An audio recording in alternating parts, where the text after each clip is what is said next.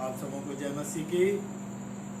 आइए हम इससे पहले कि परमेश्वर के वचन के ऊपर ध्यान मनन चिंतन करें, आइए हम प्रार्थना करेंगे, प्रभु से सामर्थ बल शक्ति प्राप्त करें ताकि प्रभु हमारा मार्गदर्शन करें और हम प्रभु के वचन के सुनने और समझने वाले बने। दुआ करेंगे। सर्वशक्तिमान सामर्थ्य दयालु प्रेमी पिता, तू जो स्वर्ग ऊंचे पर विराजमान है, सारी महिमा तुझे देते हैं। हाँ प्रभु जी, वो पवित्र आत्मा जो हमारा सहायक मददगार है, हम चाहते हैं इस समय पिता वो हमारा सहायक बन के हमारा मार्गदर्शन करे, हमारी सहायता करे, हमारी अगुवाई करे, ताकि पवित्र आत्मा के मार्गदर्शन में होकर हम तेरे वचन के सुनने और सुनाने वाले बने। प्रभु जी, इस समय तमाम दुष्टता के अंधकारिक ताकतों को तेरे सामर्थी नाम से बांध देते हैं, जो हमारे मन विचारों को इधर उधर भटकाती हैं, और चाहते हैं पवित्र आत्मा की सामर्थ हमारे बीच में विचरण करे, ताकि तेरी आत्मा की परिपूर्णता में हम तेरे वचन के सुनने वाले बने, ताकि तेरा वचन हमारी हृदय रूपी भूमि में इस तरह से जगह पाए, कोई 30 गुना, कोई 60 गुना, कोई 100 गुना फल लाए। सब कुछ अपने उद्धार करता प्रभु यीशु मसीह के पवित्र विजय और सामर्थी नाम से मांगते हैं, आमीन। Hallelujah, praise the Lord. जय मसीह की।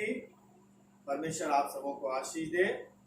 और आज हम प्रभु के वचन के ऊपर ध्यान मनन चिंतन करने जाएंगे, और इससे पहले एक इलिस्ट्रेशन के ऊपर हम गौर करेंगे, और वो इस तरह से है कि न्यूयॉर्क में जेरी और जेफ पले बड़े, जो कि बहुत ही कठिन क्षेत्र था, जहाँ बहुत ही खतरा था, और इसलिए जेरी और जेफ के अंतर्गत में एक आत्मरक्षा की दिलचस्पी जागृत हुई, और उन्होंने एक कुंफो ट्रेनिंग सेंटर में जाके कुंफो की ट्रेनिंग करी, और वो बहुत ही एक्सपर्ट जब बन गए तो उन्होंने स्वयं एक कुंफो ट्रेनिंग सेंटर खोला, जहां पर वो बच्चों को अपनी आत्मरक्षा, अपनी सुरक्षा के बारे में सिखाते थे।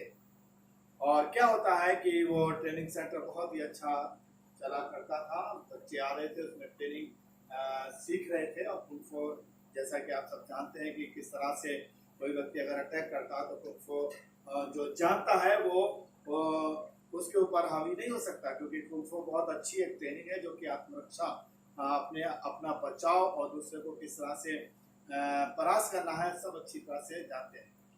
तो एक दिन क्या होता है कि रात्रि के समय जब सब अपने कैंप पे थे, और एक जो उनके साथ एक स्टूडेंट जो था, जो सीख रहा था, रात में कैंप की रक्षा कर रहा था, बंदूक उसके पास थी। और जब जेरी रात में अचानक एग्जामिन करने, वहां पर चेक करने के लिए जाता है, तो क्या होता है कि वो स्टूडेंट उसको नहीं पहचानता, और उसने तुरंत उसके सामने एक बंदूक तान दी। और जब बंदूक तान दी तो जेरी तो एकदम खड़ा हो गया, और उसने ये महसूस किया कि उसकी जो कुंफो की कुशलता है उस बंदूक के सामने बेकार है, व्यर्थ है। और क्या होता है कि इतने में एक दूसरा स्टूडेंट आता है, जो कि बहुत ही आत्मिक स्वभाव का था, और उसने कहा कि सर, अगर ये आपको बंदूक से शूट कर देता तो आप कहाँ जाते, क्या आप अनंत जीवन में जाते? और तब जो था ये बात जेरी के मन में बड़ा आघात कर गई। तो हम ये सब आत्मरक्षा तो कर रहे हैं, और वास्तव में हमारे जीवन की जो सुरक्षा अनंत जीवन है वो हमें कैसे प्राप्त होगा? वो हमें प्रभु यीशु के द्वारा प्राप्त होगा। और तब उन्होंने क्या किया कि जब वो ट्रेनिंग सेंटर में जो बच्चे आते थे ट्रेनिंग के लिए, उनका आत्मरक्षा के साथ साथ अपने जीवन की अनंत जीवन के लिए, कि अनंत जीवन में कैसे पाएंगे, वो प्रभु यीशु के द्वारा। उन्होंने प्रभु यीशु के बारे में भी सिखाया कि शारीरिक जीवन की आत्मरक्षा गुंफों के द्वारा, और वास्तव में अनंत जीवन की जो रक्षा सुरक्षा वो प्रभु यीशु के द्वारा। मेरे प्यारे अजीजों, आज के समय में जैसा कि कोरोना वायरस फैल रहा है, और हम देखते हैं कि कोरोना वायरस से कितने लोग उसके शिकार हो रहे हैं, और आजकल परमाणु युग है, तो कभी भी हम इन चीजों के शिकार हो सकते हैं और हमारी जान जा सकती है। मगर जाने के बाद हम क्या उस स्वर्गीय राज में पहुंचेंगे? क्या हमारी आत्मा की रक्षा होगी, या हम नरक में डाल दिए जाएंगे? तो उसके लिए क्या है, हमें प्रभु यीशु के चरणों पर आना है और अपने नाना प्रकार के बुराई, अपने पाप, अपने गुनाहों को परमेश्वर के सामने रखना है, तौबा करना है, पश्चाताप करना है, प्रभु को जीवन समर्पित करना है, ताकि यदि हम इस संसार को छोड़ते हैं किसी भी कारणों से, चाहे कोरोना वायरस आ रहा है या किसी तरह की और बीमारी है या परमाणु अटैक हो रहा है या किसी भी कारण से एक्सीडेंट है, मगर हम क्या है, प्रभु यीशु के उस अनंत जीवन में पहुंचने वाले बने। हमारी आत्मा की रक्षा सुरक्षा प्रभु यीशु के द्वारा हो सके और हम अनंत जीवन में प्रवेश करें। आज हम प्रभु के वचन के द्वारा देखेंगे यहिजकेल उसका 18वां अध्याय और उसकी 30वीं आयत में, जहां पर परमेश्वर के वचन में इस तरह से दिया है, प्रभु यहोवा की यह वाणी है, हे इस्राएल के घराने, तुम में से हर एक मनुष्य का न्याय उसके चाल चलन के अनुसार ही करूंगा। यहां पर हम देखते हैं कौम इस्राएल जो कि वचन के अनुसार हम देखते हैं कि परमेश्वर ने किस तरह से अब्राहम, इसाक, याकूब, परमेश्वर ने जब अपने आप को पहले समय प्रकट किया तो उसने कहा, मैं अब्राहम का, मैं इसाक का, मैं याकूब का परमेश्वर हूं। और याकूब को परमेश्वर ने ब्लेसिंग दी, आशीष दी और उसको एक नाम दिया इस्राएल। और उसके द्वारा जो इस्राएल कौम थी वो परमेश्वर की एक चुनी हुई कौम थी। परमेश्वर ने उस कौम से प्यार किया और परमेश्वर ने उस कौम को मिस्र की गुलामी से निकाल करके मुल्क कनान में, जहां पर दूध और शहद की नदियां बहती है, वहां पर पहुंचाया। परमेश्वर के उपकार, भलाई, करुणा उनके जीवन में रही। मगर वहां पर हम देखते हैं कि कौम इस्राएल जो कि मन के हटीले थे, वो किस तरह से इन तमाम परमेश्वर की आशीषों को, ब्लेसिंग को देखने के बाद भी नाना प्रकार के बुराइयों में फंस जाते थे, पापों में फंस जाते थे। तब परमेश्वर अपने नबियों के द्वारा अपनी बात को, अपने वचन को उनसे कहलवाया करता था। तो यहाँ पर हम प्रभु के वचन के अनुसार देखते हैं कि यहिजकेल नबी, जो पुराने बड़े नबियों, मेजर प्रॉफिट में से एक है, वहां पर यहिजकेल के द्वारा परमेश्वर जो है कौम इस्राएल से कहता है। और क्या कहता है? यहिजकेल उसका 18वां अध्याय की 30वीं आयत, प्रभु यहोवा की ये वाणी है, यानी परमेश्वर यहिजकेल के द्वारा अपनी कौम इस्राएल को कह रहा है कि प्रभु यहोवा की ये वाणी है, हे इस्राएल के घराने, मैं तुम में से हर एक मनुष्य का न्याय उसकी चाल चलन के अनुसार ही करूंगा। यहां पर हमें देखने को मिलता है जो परमेश्वर कह रहा है कि हे इस्राएल के घराने, हे इस्राएल की प्रजा, हे इस्राएल के लोग, तो तुम मेरे अपने लोग, तुम में से हर एक मनुष्य का न्याय उसकी चाल चलन के अनुसार ही करूंगा। अर्थात यहाँ पर हम इस चीज को देखते हैं जो परमेश्वर कह रहा, हर एक मनुष्य का न्याय, हर एक को अपने व्यक्तिगत जीवन का लेखा जोखा देना।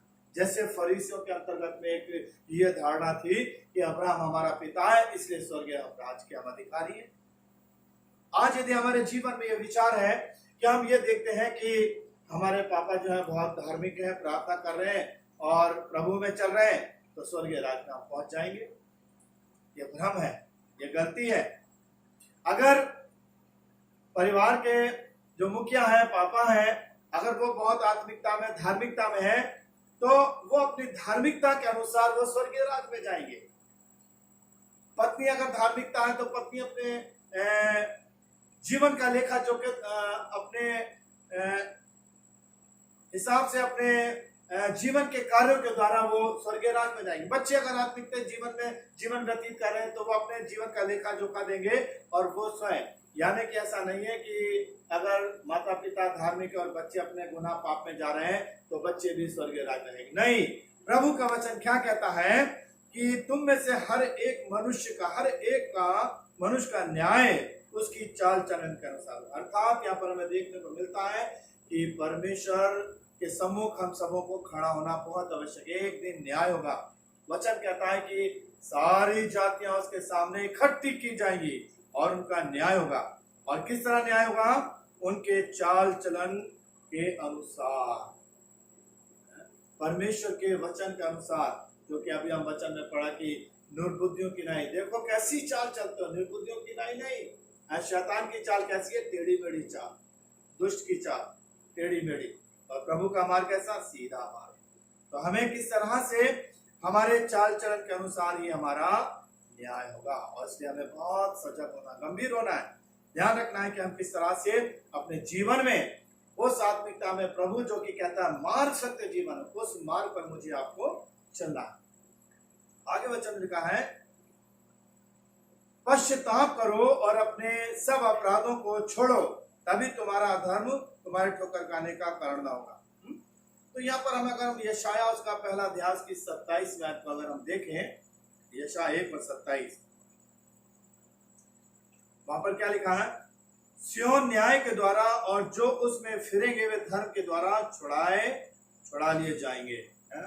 अर्थात हर एक व्यक्ति का न्याय होगा, और किस तरह से वो स्वतंत्र होंगे, किस तरह से पाप से छुड़ाए जाएंगे, जब वो अपने मन को फिराएंगे और अपने परमेश्वर की ओर लगाने वाले होंगे, जो कि यशाया 1:27 के अंतर्गत में हम पाते हैं।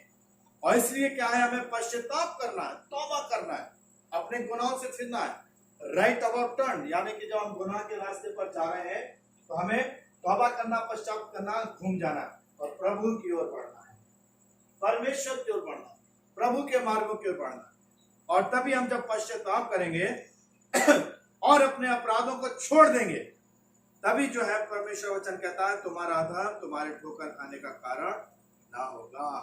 हमें अपने पश्चाताप करना है, अपनी बुराइयों को, गुनाहों को, अपनी ईर्ष्या, द्वेष, नफरत, मतवालापन, लीला किरा, नाना प्रकार की जो बुराई है, पाप है जो हमारे जीवन में, जो शैतान हमारे अंदर करवाता है, उन्हें हमें अपने जीवन में क्या करना है? छोड़ना है। और इसलिए यिर्मयाह उसका 35वां अध्याय, यिर्मयाह उसका 35वां अध्याय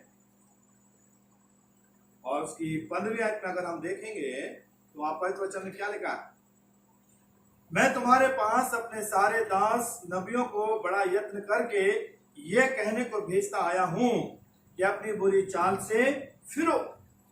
परमेश्वर यह कह रहा कि मैं अपने नबियों को, भविष्यवक्ताओं को तुम्हारे पास भेजता आया हूं ताकि वो तुम्हें मेरी बातों को बताएं और तुम अपनी बुरी चाल से फिरो और अपने काम सुधारो और दूसरे देवताओं के पीछे जाकर उनकी उपासना मत करो।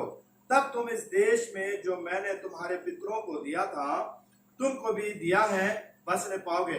पर तुमने मेरी ओर कान नहीं लगाया, मेरी नहीं सुनी। यहाँ परमेश्वर कह रहा है कि मैंने अपने नबियों को भेजा ताकि तुम अपने बुरे कामों से फिरो, मगर फिर भी तुमने क्या है? मेरी ओर कान नहीं लगाए, यानी मेरे वचनों को नहीं सुना और मेरी बातों को नहीं माना। आज मेरे प्यारे अजीजों, हम देखते हैं टीवी के माध्यम से, रेडियो के माध्यम से तरह तरह के प्रचारक जो है परमेश्वर के वचन को दे रहे हैं कि यहोवा की ये वाणी है, परमेश्वर ये चाहता है, परमेश्वर की इच्छा ये है, परमेश्वर इन बातों से घृणा करता है, परमेश्वर बुराइयों को नहीं चाहता है, इन बातों शारीरिक कार्यों के द्वारा हम स्वर्गीय राज में प्रवेश नहीं कर सकते हैं, इन बुराइयों में रह करके हम परमेश्वर को के स्वर्गीय राज में नहीं जा सकते हैं, बिना विश्वास परमेश्वर का प्रसन्न करना होना। तरह तरह की वाणियां परमेश्वर की इन प्रचारकों के द्वारा, टीवी के माध्यम से, रेडियो के द्वारा लोगों के बीच में जा रही है। मगर आज हम देखते हैं कि जिस तरह से कौम इस्राएल के मन कठोर थे, हठीले थे, आज भी हम वही चीजें पा रहे हैं कि लोगों के मन कठोर हैं, हठीले हैं, परमेश्वर के वचन को नहीं सुन रहे, इधर से सुन रहे, इधर निकाल दे रहे मन हठीले हो गए, कठोर हो गए, परमेश्वर के वचन की वाणियों को नहीं सुन रहे और उसी बुरे अभिलाषा पापों में पड़े हुए हैं। यह वचन कहता है, अपने सब अपराधों को जो तुमने किए हैं दूर कर, अपना मन और अपनी आत्मा बदल डालो। प्रभु का वचन कह रहा है कि अपने सब अपराधों को जो तुमने किए हैं क्या करो? दूर करो। जो भी जिन तरह की बुरी नशे की आत्मा में, बुरी इच्छाओं में, अभिलाषाओं में है जो हमने जीवन बिताया है, उन तमाम बुराइयों को क्या करना है? अपने जीवन से दूर करना है। अपना मन और अपनी आत्मा बदल डालो। जिस तरह से दाऊद के जीवन के अंतर्गत में देखते हैं कि जब दाऊद ने जिना किया, पाप किया, हम सब उसको जानते हैं, तब दाऊद ने इस बात को जाना कि उसने पाप किया और तब वो कहता है, मेरा पाप निरंतर तेरी दृष्टि में बना हुआ। मैंने केवल तेरे विरुद्ध पाप किया, तेरे विरुद्ध पाप किया। और इसलिए वो तौबा करता, पश्चाताप करता और प्रार्थना करता, प्रभु मुझे जूफा से धोकर शुद्ध कर दे और नई आत्मा नए सिरे से मुझे दे। और यहाँ प्रभु का वचन यही कहता है, अपने सब अपराधों को जो तुमने किए दूर कर, अपना मन और अपनी आत्मा बदल डालो। आज मेरे प्यारे अजीजों, यदि हम अपने जीवन में पा रहे हैं हमारे गुनाह हैं, पाप हैं, और इस पाप में रहकर जब हम स्वर्गीय राज्य में नहीं पहुंच सकते, तो हमें क्या करना है? अपने जीवन से तमाम गुनाह पापों को दूर करना है, जिनमें रह करके हम स्वर्गीय राज्य में प्रवेश नहीं कर पाएंगे। उन्हें अपने जीवन से क्या करना है? दूर करना है। मन और अपनी आत्मा को क्या करना है? बदल डालना है। पवित्र आत्मा की सामर्थ्य से भरना है, आत्मा के फलों से सुसज्जित हो जाना, भर जाना है, ताकि हम प्रभु की महिमा हमारे जीवन के अंतर्गत में हो सके। अगर हम यही उसका 14वां अध्याय और उसकी 6ठी आयत के अंतर्गत में देखेंगे, तो यहाँ प्रभु का वचन क्या कहता है? यहेजकेल 14:6 में, सो इस्राएल के घराने से कहे, प्रभु यहोवा यूं कहता है, फिरो और अपनी मूर्तों के पीछे करो और अपने सब घृणित कामों से मुंह मोड़ो। परमेश्वर ने कौम इस्राएल को किस तरह से अपने नबी यहेजकेल के द्वारा कहा, हे इस्राएल के घराने से कहे, प्रभु यूं कहता है, फिरो और अपनी उन बुराइयों, पापों से और घृणित कामों से मुंह मोड़ो। आज मेरे प्यारे अजीजों, प्रभु का वचन, प्रभु यहोवा की, परमेश्वर की यही वाणी है कि आज मैं और आप भी परमेश्वर की ओर फिरें, उन बुराइयों को त्यागें और उन घृणित कामों से जिनसे परमेश्वर घृणा करता है, उन्हें अपने जीवन से निकाल दें। प्रभु के वचन में आगे हम देखेंगे, अगर होशे उसका 14वां अध्याय और उसकी पहली आयत में, तो वहां पर भी इस तरह से दिया है, हे इस्राएल अपने परमेश्वर यहोवा के पास लौटा, क्योंकि तूने अधर्म के कारण ठोकर खाई है। बातें सीख कर यहोवा की ओर फिर कर उससे कहे, सब अधर्म दूर कर, अनुग्रह से हमको ग्रहण कर, तब हम धन्यवाद रूपी बलिदान चढ़ाएं। अर्थात यहाँ पर किस तरह से परमेश्वर के चरणों पर आना, बुराइयों पापों से फिर करके आना, सब अधर्म दूर करके अनुग्रह से परमेश्वर से प्रार्थना करें, प्रभु हमें ग्रहण कर। इस तरह से बूढ़ा पुत्र पश्चाताप करता है, मैंने पाप किया, स्वर्ग के विरोध में, तेरे विरोध में पाप किया है, अभी शोक नहीं कि तेरा पुत्र कहलाओ। और पश्चाताप करके जब वो आता है, तो उसका पिता उसे दौड़कर गले लगा लेगा। इसी तरह से प्रभु यीशु हमसे प्यार करता है। जब हम अपने पापों को छोड़ करके प्रभु के चरणों पर आएंगे, तो हमें क्षमा करेगा और हमें अपने गले लगा लेगा। और इसलिए यहाँ पर वचन में लिखा है, यहेजकेल उसका 18वां अध्याय और उसकी 32वें आयत में देखेंगे, क्योंकि प्रभु यहोवा की यह वाणी है, जो मरे उसके मरने से मैं प्रसन्न नहीं होता। परमेश्वर यहोवा क्या कह रहा है कि अगर कोई पाप में मरे तो उसके मरने से मैं प्रसन्न नहीं होता, इसलिए पश्चाताप करो, तभी तुम जीवित रहोगे। परमेश्वर ये नहीं चाहता कि कोई प्राणी मरे, इसलिए प्रभु यीशु ने अपने वचन में कहा कि वो नहीं चाहता कि छोटे में से छोटा एक भी नाश हो जाए, नहीं चाहता परमेश्वर। इसलिए मौके देता, अवसर देता है, काहे के लिए? कि हम पश्चाताप करें और जीवन पाएं। परमेश्वर किसी गुनहगार की मौत से खुश नहीं होता, किसी पापी के मरने से प्रसन्न नहीं होता। इसीलिए जब यहूदा इस्करियोती ने, जो प्रभु के साथ साथ रहता था, जीवन देने वाला प्रभु यीशु उसके साथ था, उसका चेला था, मगर जब उसने किस तरह से प्रभु यीशु को पकड़वा दिया, तो प्रभु यीशु ने बड़े मायूसी में कहा, यदि उसका जन्म ही ना होता कितना अच्छा होता। क्यों कहा ऐसा? इसलिए क्योंकि प्रभु कहता है कि मैं इसलिए आया कि तुम जीवन पाओ और बहुतायत का जीवन पाओ। और इसलिए यहाँ पर वचन कहता है, क्योंकि प्रभु यहोवा की वाणी है, जो मरे उसके मरने से मैं प्रसन्न नहीं होता, इसलिए पश्चाताप करो, तभी तुम जीवित रहो। आज मेरे प्यारे अजीजों, हमें अपने जीवन में अपने तमाम बुराई, पाप, गुनाह जो भी कर रहे हैं, अगर हम पश्चाताप करेंगे, सच्चे मन से फिर के प्रभु के चरणों पर आएंगे, तभी हम जीवन, तभी हम स्वर्गीय राज को प्राप्त करेंगे। प्रभु प्रभु हमें सामर्थ्य, हमें तौफीक दे, बल दे, ताकि हम अपने तमाम बुराइयों को, उन पापों को, उन गुनाहों को जो हमारे जीवन में घर करे हुए हैं, उन्हें अपने जीवन से निकालें, पश्चाताप करें, परमेश्वर के चरणों पर आ जाएं, परमेश्वर को ग्रहण करें, परमेश्वर को अपने जीवन में ले लें। और जब प्रभु हमारे जीवन में आ जाएगा, तब यहाँ पर वचन कहता है कि जब पश्चाताप करोगे तभी तुम जीवित रहोगे।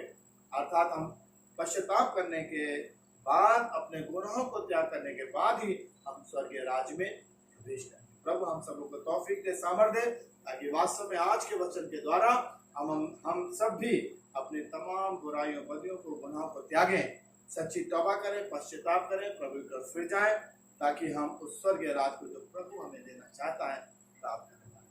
प्रभु हम सबों को आशीष दे। आइए दुआ करेंगे। पवित्र, महान, जीवित, सामर्थी प्रभु परमेश्वर, स्वर्ग और पृथ्वी के रचने वाले अद्भुत जीवित, महान, सामर्थी प्रभु, तेरे चरणों पर आते हुए सारी महिमा तुझे देते हैं। आप पिता, आज के वचन के द्वारा जो हमने देखा कि परमेश्वर जिनसे प्यार करता है, जिस कौम इस्राएल को उसने अपना कहा, वो नहीं चाहता कि उसकी कौम किसी भी तरह से नाश हो जाए, हलाक हो जाए। और इसलिए अपने नबियों के द्वारा तूने उनको समझाया, बताया कि वे अपनी बुराइयों से, अपने गुनाहों से तौबा पश्चाताप करें, प्रभु की ओर फिरें, ताकि जीवन पाए। आज हम भी प्रभु के लोग हैं, हम भी प्रभु के बेचे बेचियां हैं। प्रभु हमारे जीवन से आज कौम इस्राएल की तरह बातचीत करना चाहता है और चाहता है कि हम तौबा करें, पश्चाताप करें, बुराइयों को त्यागें, छोड़ें, प्रभु को ग्रहण करें, ताकि हम उस अनंत जीवन को पाएं तो प्रभु हमें देना चाहता है। प्रभु हम सबों को तौफीक दे, सामर्थ्य दे, अपनी आत्मा में संभाल, ताकि हम आत्मिकता की परिपूर्णता में होकर इस तरह का जीवन व्यतीत करें जो प्रभु तेरे हुजूरी में करना। ये सब कुछ हम अपने उद्धार करता प्रभु यीशु मसीह के पवित्र, मीठे और सामर्थी नाम से मांगते हैं, आमीन।